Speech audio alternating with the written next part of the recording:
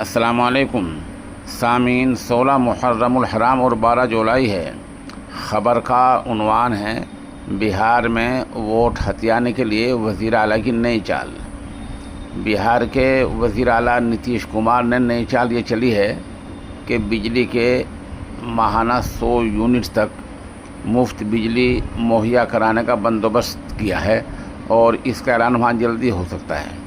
مطلب یہ کہ 4.5 سال تک جو کام انہوں نے نہیں کیا وہ اب انتخابات سے صرف 3 یا 4 مہینے پہلے کرنے جا رہے ہیں۔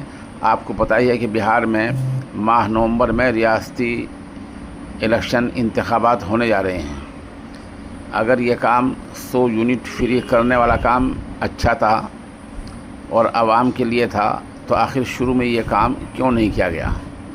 اعلانیے میں کہا گیا ہے کہ ماہانہ ہر گھر میں 100 یونٹ بجلی مہیا کرانے کا بندوبست کیا جا رہا ہے، جو جلد ہی لاگو ہو جائے گا۔